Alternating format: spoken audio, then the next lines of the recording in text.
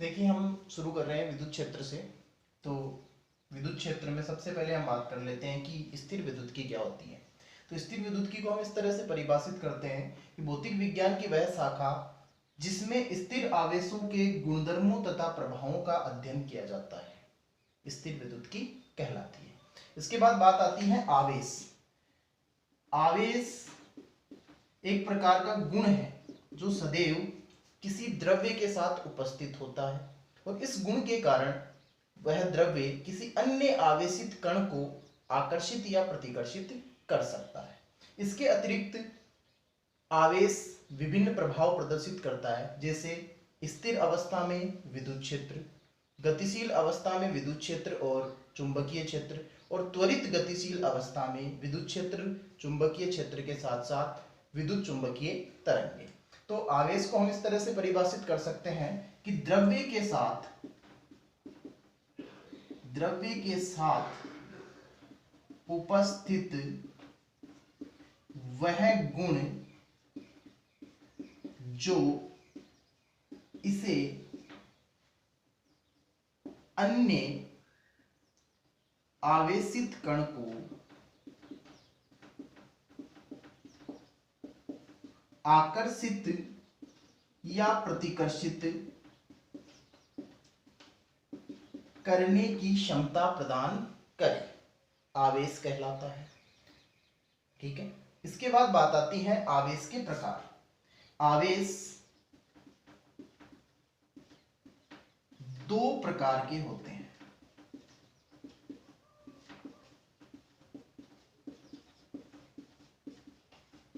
आवेश दो प्रकार के होते हैं, एक है धनावेश और दूसरा है ऋणावेश। अब हम इन दोनों धनावेश और ऋणावेश की थोड़ी डिटेल में समझ लेते हैं कि किस तरह से कोई कण धनावेशित होगा, किस तरह से कोई कण ऋणावेशित होगा। तो इसको अलग अलग तरह से समझा जा सकता है। जैसा कि हम जानते हैं कि किसी भी उदासीन जो कण है उसमें समान संख्या में प्रोटॉन और समान संख्या में इलेक्ट्रॉन उपस्थित होते हैं। हम जानते हैं कि प्रोटॉन जो है वो धनावेशित कण है और इलेक्ट्रॉन जो है वो ऋणावेशित कण है। तो जब किसी भी पदार्थ में इनकी मात्रा समान होती है तो वह कण क्या होता है, उदासीन। अब अगर किसी भी प्रकार से आप प्रारंभ में प्रोटॉन बराबर है इलेक्ट्रॉन के, इस अवस्था में ये क्या होगा, उदासीन, विद्युत रूप से उदासीन। ठीक है। अब अगर किसी भी प्रकार से, देखिए सीधी सी बात है, किसी भी कण से प्रोटॉन को निकालना संभव नहीं है लेकिन उससे इलेक्ट्रॉन को निकाला जा सकता है। तो यहाँ पे हम एक लाइन लिखना चाहेंगे, लाइन आपको बताना चाहेंगे कि इंग्लिश में हम इसको इस तरह से कहते हैं कि charge only arises due to transfer of electron, यानी किसी भी वस्तु पर आवेश केवल और केवल इलेक्ट्रॉन के स्थानांतरण के कारण उत्पन्न होता है। तो देखिए, जब विद्युत रूप से उदासीन कोई वस्तु है तो उसमें प्रोटॉनों की संख्या किसके बराबर है, इलेक्ट्रॉनों के बराबर। अब अगर किसी भी प्रकार से हम किसी वस्तु के कुछ इलेक्ट्रॉन निकाल दें तो इस स्थिति में क्या होगा, प्रोटॉनों की संख्या जो है वो किससे अधिक हो जाएगी, इलेक्ट्रॉनों से। और हम जानते हैं प्रोटॉन धनावेशित कण है, इलेक्ट्रॉन ऋणावेशित कण है। तो इस अवस्था में इस वस्तु या कण पर जो धनावेश की मात्रा है वो ऋणावेश से अधिक हो जाएगी, यानी हम क्या कह सकते हैं कि इस पर नेट पॉजिटिव चार्ज आ जाएगा। कैसा चार्ज आ जाएगा, नेट पॉजिटिव चार्ज। इसी प्रकार अगर किसी वस्तु पर हम इलेक्ट्रॉनों की संख्या बढ़ा दें, यानी इस वस्तु से जो हमने इलेक्ट्रॉन लिए हैं या किसी अन्य वस्तु से जो हमने इलेक्ट्रॉन लिए हैं वो अगर किसी दूसरी वस्तु पर पहुंच जाए तो वहां क्या होगा, इलेक्ट्रॉनों की संख्या जो है वो प्रोटॉनों से क्या हो जाएगी, ज्यादा। और इस स्थिति में हम कह सकते हैं कि जो नेट चार्ज होगा वो क्या होगा, नेगेटिव। तो इस प्रकार से आवेश को हम दो भागों में विभाजित कर सकते हैं, धनावेशित और ऋणावेशित। आप समझ गए होंगे कि किस तरह से कोई वस्तु धनावेशित हो सकती है, किस तरह से कोई वस्तु ऋणावेशित हो सकती है। ठीक है। और इसका केवल और केवल क्या है कि कोई भी वस्तु जो है वो आवेशित कब होगी, केवल और केवल इलेक्ट्रॉनों के स्थानांतरण से। प्रोटोनों को वहां से निष्कासित नहीं किया जा सकता। ठीक है, अब बात करते हैं हम इन आवेशों के कुछ प्रकृति की, क्या क्या इनके गुण हैं, उनको हम डिटेल में आगे देखेंगे। लेकिन यहाँ हमारे जो मुख्य पॉइंट है वो क्या है कि पॉजिटिव और पॉजिटिव या नेगेटिव नेगेटिव अगर कोई चार्ज है तो इनके बीच में हमेशा प्रतिकर्षण होगा। यानी हम कह सकते हैं कि समान प्रकृति के आवेश एक दूसरे को प्रतिकर्षित करते हैं और विपरीत प्रकृति के आवेश एक दूसरे को आकर्षित करते हैं। ठीक है, तो इसको हम इस तरह से भी रिप्रेजेंट कर सकते हैं। अगर इनके पॉजिटिव हैं तो इनके बीच में होगा रिपल्सन, यानी दोनों कण दोनों गोले जो हैं समान रूप से आवेशित है, धनावेशित हैं, तो एक दूसरे को क्या करेंगे, प्रतिकर्षित। इसी प्रकार अगर ये दो गोले ऋणावेशित हैं तो भी ये एक दूसरे को क्या करेंगे, प्रतिकर्षित। लेकिन अगर दोनों गोलों पर आवेश की प्रकृति भिन्न भिन्न है, इस पे पॉजिटिव है और इस पे नेगेटिव है, तो ये एक दूसरे को क्या करेंगे, आकर्षित। तो हम क्या कह सकते हैं, समान प्रकृति के आवेश एक दूसरे को आकर्षित करते हैं और विपरीत प्रकृति के आवेश एक दूसरे को प्रतिकर्षित करते हैं। ठीक है, इसके बाद बात आती है कि किसी वस्तु को आवेशित कैसे किया जाए। तो अब हम बात करेंगे आवेशन और आवेशन की विधियों की। तो सबसे पहले हम बात समझना चाहेंगे कि आवेशन क्या है। किसी भी वस्तु को किसी भी विधि द्वारा आवेशित करना आवेशन कहलाता है। और आवेशन करने के लिए जैसे कि हम पहले देख चुके हैं, क्या करना होगा, उस वस्तु पर इलेक्ट्रॉनों को या तो आपको बढ़ाना होगा या इलेक्ट्रॉनों को घटाना होगा। यानी हम कह सकते हैं कि इलेक्ट्रॉनों का हमें क्या करना होगा, ट्रांसफर। ठीक है, तो आवेशन क्या है, किसी भी विधि द्वारा किसी अनावेशित वस्तु को आवेशित करना। उदासीन वस्तु को आवेशित करना क्या कहलाता है, आवेशन। अब बात आती है आवेशन की विधियां।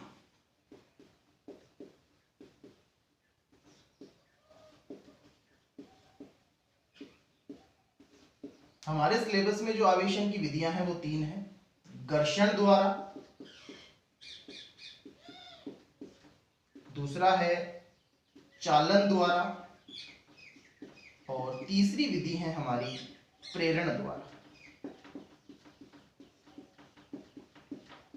इन तीन विधियों द्वारा हम किसी उदासीन या अनावेशित वस्तु को क्या कर सकते हैं, आवेशित। तो सबसे पहले एक एक करके हम इन तीनों को देख लेते हैं। सबसे पहले हम बात करते हैं घर्षण द्वारा आवेशन। देखिए कक्षा 11 में आपने पढ़ा होगा कि घर्षण जो है वो एक असंरक्षी प्रकृति का बल है और असंरक्षी प्रकृति के बल में किया गया कार्य उष्मा के रूप में उत्पन्न होता है। उष्मा की ऊर्जा की हानि होती है और वो उष्मा के रूप में कन्वर्ट हो जाती है। तो घर्षण विधि द्वारा आवेशन कैसे किया जाता है, हमारे पास अगर कोई दो अनावेशित वस्तुएं हैं जिन पर प्रारंभ में कोई आवेश नहीं है, अब अगर हम इन दोनों वस्तुओं को एक दूसरे के सापेक्ष रगड़ें या एक दूसरे के सापेक्ष हम गति करवाएं, इनकी सतह को संपर्क में रखते हुए, तो इनके बीच में क्या उत्पन्न होगा, घर्षण। और उस घर्षण के कारण उपस्थित होने वाली उष्मा किसी एक वस्तु के इलेक्ट्रॉन प्राप्त करके उस वस्तु की सतह को छोड़कर दूसरी वस्तु पर पहुंच जाएंगे।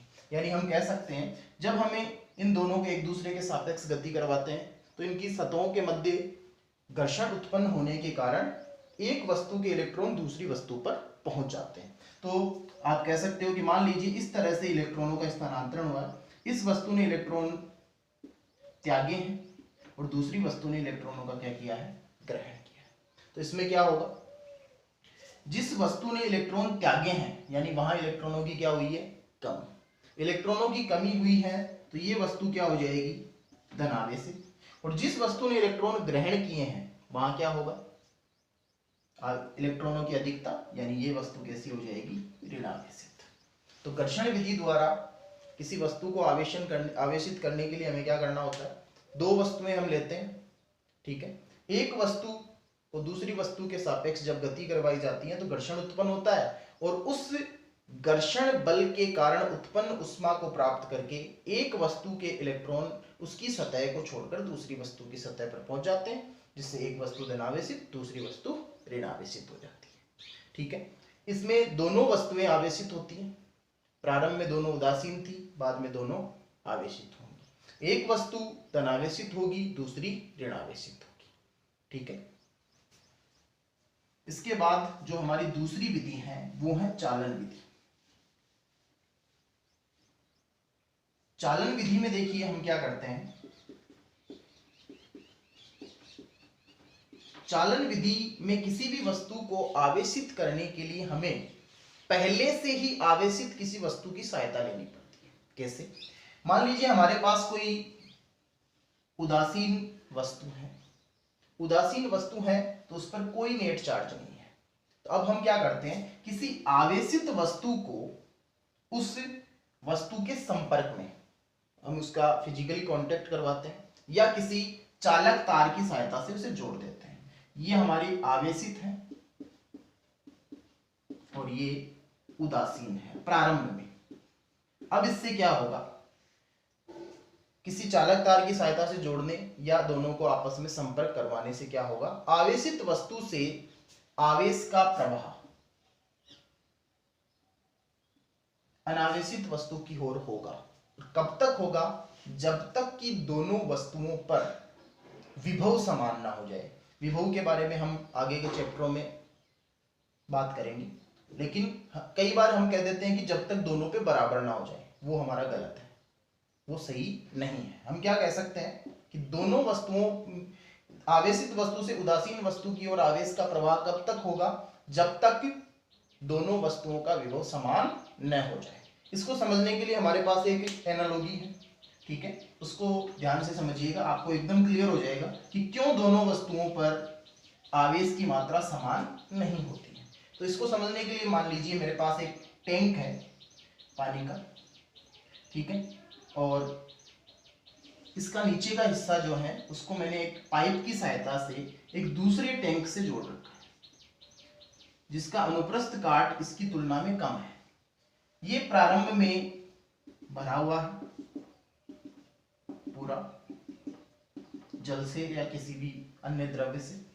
अब यहाँ पे एक टेप लगा हुआ है या वॉल कह सकते हो आप, वो लगा हुआ है। ठीक है, तो हम जानते हैं कि जब तक आप इसे ओपन नहीं करोगे, खोलोगे नहीं, तब तक द्रव का प्रवाह इसमें नहीं होगा। यानी आप कह सकते हो कि ये उदासीन है और ये आवेशित है। जैसे ही हम इस टेप को खोलते हैं तो क्या होगा, द्रव का प्रवाह इसमें होगा। और कब तक होगा? जब तक कि दोनों वस्तुओं में या दोनों टैंकों में जो द्रव का स्तर है वो समान ना हो जाए। ठीक है, इस चीज को आप समझ सकते हो। अब दोनों में स्तर समान हो गया है तो क्या दोनों में द्रव की मात्रा भी समान है? देखिए, हम जानते हैं कि आयतन क्या होता है, अनुप्रस्थ काट क्षेत्रफल गुणा ऊंचाई। ऊंचाई दोनों में समान है लेकिन अनुप्रस्थ काट दोनों में क्या है, अलग अलग। इसका मतलब जिसका अनुप्रस्थ काट कम उसमें मात्रा कम। तो इस तरह से द्रव का प्रवाह जिस तरह से एक समान लेवल तक प्राप्त करने तक हो रहा है, ठीक उसी प्रकार आवेश का प्रवाह भी कब तक होगा, जब तक दोनों वस्तुओं का विभव, जिसके बारे में हम आगे देखेंगे कि विभव होता क्या है, वो समान ना हो जाए। ठीक है, तो चालन द्वारा आवेशन हो गया। आवेशन की जो हमारे पास तीसरी विधि है वो है प्रेरण विधि। प्रेरण विधि में हम फिर उसी तरह से जैसे हमें चालन में एक आवेशित वस्तु की आवश्यकता हुई थी, ठीक उसी प्रकार प्रेरण में भी प्रेरण द्वारा आवेशन। इसके लिए देखो, इसकी एक स्टेप बाय स्टेप हम बात करते हैं कि किस तरह से एक अनावेशित वस्तु को प्रेरण द्वारा आवेशित किया जाता है। तो इसके लिए सबसे पहले हम एक धात्विक गोला ले लो या कोई वस्तु, कोई भी वस्तु है, उसे हम एक कुचालक स्टैंड पर रखते हैं। कुचालक स्टैंड पर क्यों रखते हैं उसको हम अभी आगे एक्सप्लेन हो जाएगा क्यों रखते हैं खुद ही। प्रारंभ में ये वस्तु कैसी है, उदासीन या आप कह सकते हो अनावेशित।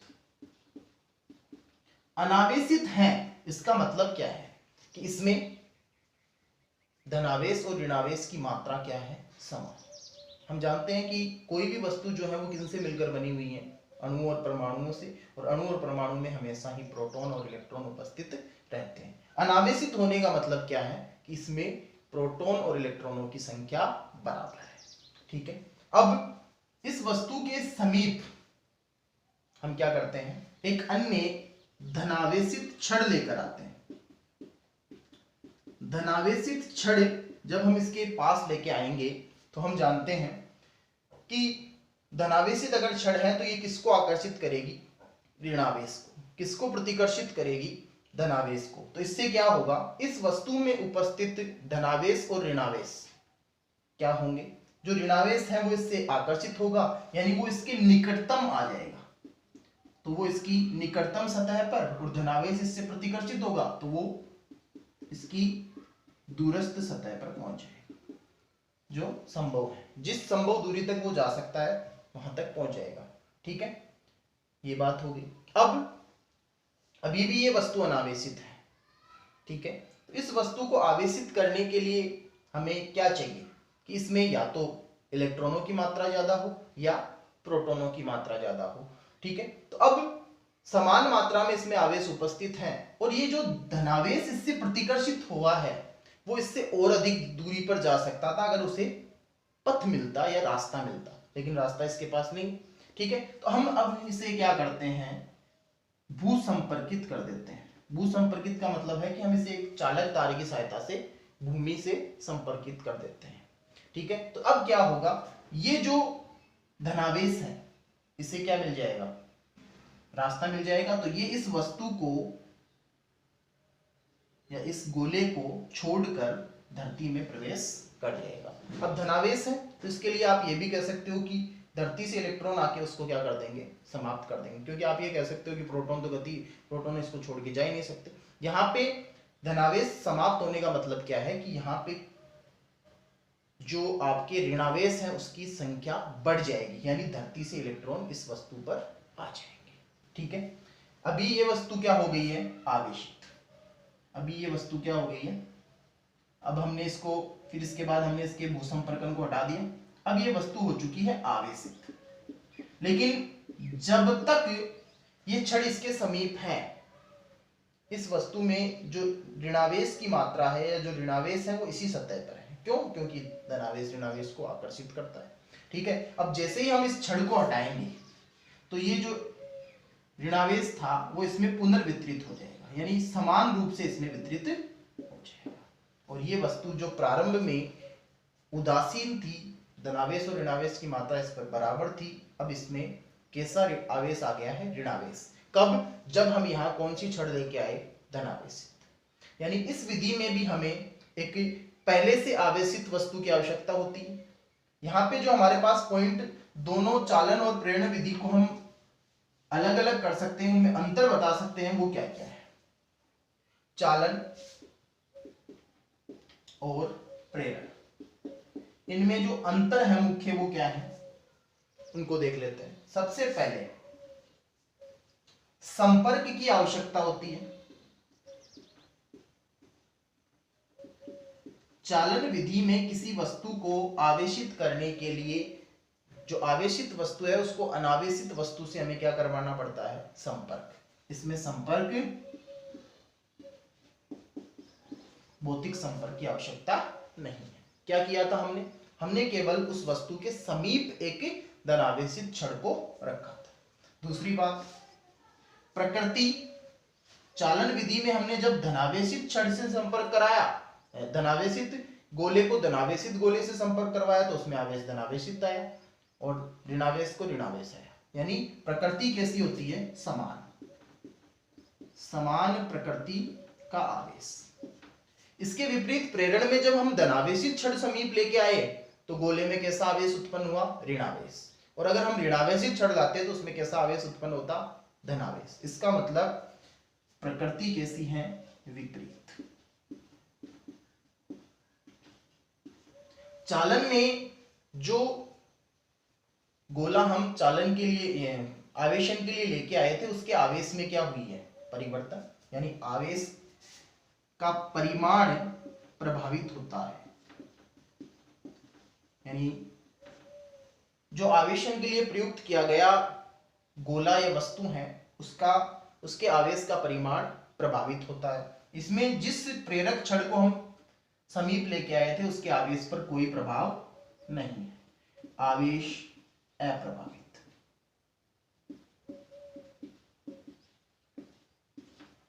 ठीक है, तो इस तरह से हम चालन और प्रेरण को अलग अलग कर सकते हैं। तो ये थी हमारे पास आवेशन की विधियां, जो मुख्य रूप से हमारे सिलेबस में है। तीनों विधियां, घर्षण द्वारा, चालन द्वारा और प्रेरण द्वारा। अब इसके बाद बात आती है कि आवेश एक भौतिक राशि है, तो इसकी इकाई क्या है, ठीक है, इसकी विमा क्या है। तो आवेश की इकाइयां, देखिए आवेश की जो SI इकाई है वो है कूलाम। ठीक है, इसे हम कैपिटल C से प्रदर्शित करते हैं, कैपिटल C से प्रदर्शित करते हैं। और हमारी किताब में इसके अनुलग्न लग के माइक्रो कूलाम, यानी कि अगर 10 की घात -3 कूलाम है तो उसको हम मिली कूलाम कह देंगे। 10 की घात -6 कूलाम है तो इसे हम माइक्रो कूलाम कह देंगे। 10 की घात -12 कूलाम है तो इसे हम पिको कूलाम कह देंगे। 10 की घात -9 कूलाम है तो हम इसे नैनो कूलाम कह देंगे। तो इस तरह से ये छोटी इकाइयां हैं, क्योंकि आवेश की मात्रा बहुत छोटी मात्रा में होती है। जैसे इलेक्ट्रॉन पर उपस्थित आवेश जो है वो 1.6 × 10⁻⁻19 कूलाम है, तो उस स्थिति में हम इन इकाइयों का भी अनुलग्नों के साथ प्रयोग कर सकते हैं। ठीक है, इसके बाद इसकी जो CGS इकाई है, क्योंकि यहाँ पे CGS इकाई का भी महत्व है।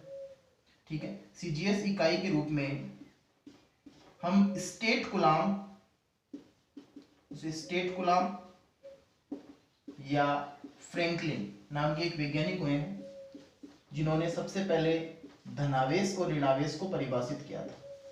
फ्रैंकलिन के नाम से भी इस CGS इकाई को जाना जाता है। कूलाम भी एक वैज्ञानिक का नाम है और स्टेट कूलाम भी, सॉरी, फ्रैंकलिन भी एक वैज्ञानिक के नाम पर रखी गई इकाई है। ठीक है, इन दोनों इकाइयों में संबंध क्या है वो देख लीजिए।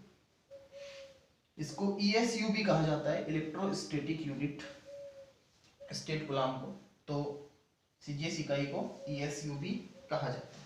तो एक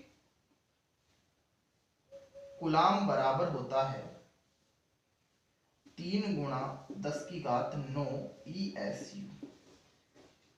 ठीक है, ESU का फ्रैंकलिन बोल सकते हैं। इसके बाद बात आती है इसकी एक अन्य इकाई है जो ज़्यादा केमिस्ट्री में यूज की जाती है, वो है फेराडे।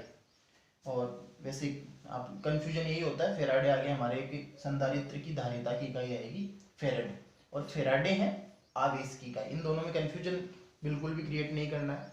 तो फेराडे जो है वो होता है 96,500 कूलाम, 1F बराबर। तो ये कहा जा सकता है कि आवेश की एक बहुत बड़ी इकाई है, जबकि आप यहाँ देखें तो ESU आवेश की एक बहुत छोटी इकाई है। ठीक है, ये बात हो गई आपके आवेश क्या है, आवेशन क्या होता है, आवेशन की विधियां कौन कौन सी हैं और आवेश की इकाइयां कौन कौन सी हैं। इसके बाद बात आती है कि इसकी विमा क्या है। तो देखो, आवेश जो है उसे 7 मूलभूत इकाइयों में नहीं लिया गया है। मूलभूत इकाइयों के रूप में वहां ली गई है विद्युत धारा, और विद्युत धारा का मात्रक होता है एम्पियर, और उस हिसाब से इसकी जो विमा होगी वो होगी M0 L0 T1 A1, ये इसकी विमा। तो इस प्रकार हमने आवेश का लगभग जो इंट्रोडक्टरी पार्ट है उसके बारे में बात कर ली है। अब बात आती है आगे आवेश के गुणधर्मों। इससे पहले हम थोड़ी सी बात और करना चाहेंगे आवेश के गुणधर्मों में जाने से पहले, कि देखो होता क्या है, द्रव्यमान में क्या प्रभाव होगा, इसके अलावा और कोई आवेशन की विधि है या नहीं है, वो उनके बारे में भी हम बात करेंगे। तो देखिए, सबसे पहले हम बात कर रहे हैं कि अगर कोई वस्तु आवेशित होती है तो क्या उसकी वस्तु के द्रव्यमान में भी कोई प्रभाव होता है।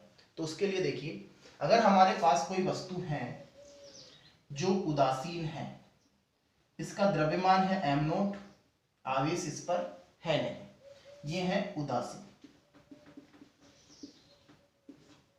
ठीक है।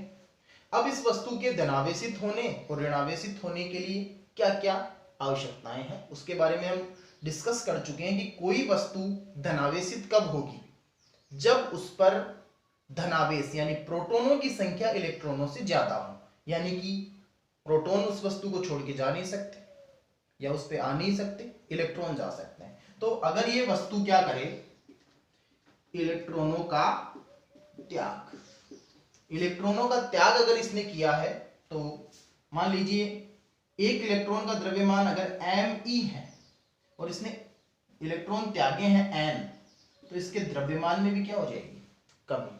तो इस वस्तु का द्रव्यमान आ गया m पॉजिटिव। क्यों? क्योंकि ये कैसी है, धनावेशित। और अगर ये वस्तु इलेक्ट्रॉनों का क्या कर ले, ग्रहण, इलेक्ट्रॉनों का ग्रहण, अगर इस इलेक्ट्रॉनों का ग्रहण करती हैं तो इस वस्तु पे ऋणावेश की मात्रा अधिक हो जाएगी, अगर तो ये कैसी हो जाएगी, ऋणावेशित। और इसके द्रव्यमान को हम कह सकते हैं m नेगेटिव। अब देखिए यहां पे अगर इसने n इलेक्ट्रॉन ग्रहण किए हैं तो n इंटू एम ई द्रव्यमान इसका बढ़ जाएगा और यहाँ n इंटू एम ई द्रव्यमान इसका घट जाएगा। तो अगर इन तीनों के द्रव्यमान का रिलेशन देखा जाए तो सबसे ज्यादा द्रव्यमान होगा ऋणावेशित वस्तु का, फिर उदासीन का और सबसे कम धनावेशित। ठीक है। तो वस्तु के आवेशित और ऋणावेशित या धनावेशित होने पर उसका द्रव्यमान किस तरह से प्रभावित होता है उसको आप इस तरह से समझ सकते हैं। जब वो उदासीन है उसका द्रव्यमान m नॉट है, जब उसने इलेक्ट्रॉनों का त्याग किया, मतलब अगर एक इलेक्ट्रॉन जाता है तो m ही द्रव्यमान की क्षति होती है, n जाते हैं तो n इंटू एम ही, यानी उसके द्रव्यमान में क्या हुई है, कमी। तो कोई भी वस्तु अगर धनावेशित होती है तो उसका द्रव्यमान घटेगा, और अगर कोई भी वस्तु ऋणावेशित होती है तो वो इलेक्ट्रॉनों का ग्रहण करेगी और उसके द्रव्यमान में क्या होगी, वृद्धि। क्लियर। इसके बाद हम बात करते हैं कि आवेशन की इन विधियों के अतिरिक्त भी किसी विधि द्वारा क्या किसी धात्विक प्लेट को धनावेशित या ऋणावेशित किया जा सकता है। तो देखते हैं आगे हम देखेंगे कि एक्स किरणों में ये क्षमता होती है कि जब वो किसी धात्विक सतह पर आपतित होती हैं, एक निश्चित तरंगदैर्घ्य परास में जब किसी धात्विक सतह पर आपतित होती हैं तो उस वस्तु के इलेक्ट्रॉन वहां से क्या हो जाते हैं, उत्सर्जित। इसके अलावा हम प्रकाश विद्युत प्रभाव में भी देखेंगे कि पराबैंगनी या दृश्य क्षेत्र की कुछ विशेष धातुओं पर जब प्रकाश आपतित होता है तो वहां से भी इलेक्ट्रॉन उत्सर्जित हो जाते हैं। अब देखिए हमने क्या कहा कि कोई भी वस्तु अगर इलेक्ट्रॉनों को ग्रहण या त्याग करती है तो उसके आवेश में क्या हो जाती है, आवेश उत्पन्न हो जाता है। हम पहले ही डिस्कस कर चुके हैं। तो अब हम यहाँ क्या कह रहे हैं कि आवेशन की इन तीन विधियों के अतिरिक्त भी क्या किसी वस्तु को आवेशित किया जा सकता है। तो देखिए हम कह रहे हैं कि जब किसी धात्विक सतह पर एक्स किरणें 0.1 एंगस्ट्रॉम से 10 एंगस्ट्रॉम तरंगदैर्घ्य परास की अगर एक्स किरणें डाली जाए तो क्या होगा, इलेक्ट्रॉन को क्या करेगी, अपनी ऊर्जा प्रदान करेगी और वहां से इलेक्ट्रॉन उस सतह को छोड़ देगा। इलेक्ट्रॉन ने सतह छोड़ी है, इसका मतलब वस्तु कैसी होगी, धनावेशित। ठीक है। तो ये भी एक विधि है। ठीक है। तो ये हमारा पहला एक लेक्चर था छोटा सा जिसमें हमने आपको इंट्रोडक्टरी पार्ट बताया। नेक्स्ट लेक्चर में आपसे हम डिस्कस करेंगे आवेश के गुण धर्म की। ठीक है। तो अगर आपको अच्छा लगा हो तो हमारे भानु फिजिक्स पॉइंट चैनल को सब्सक्राइब करें, अपने दोस्तों के साथ शेयर करें। धन्यवाद।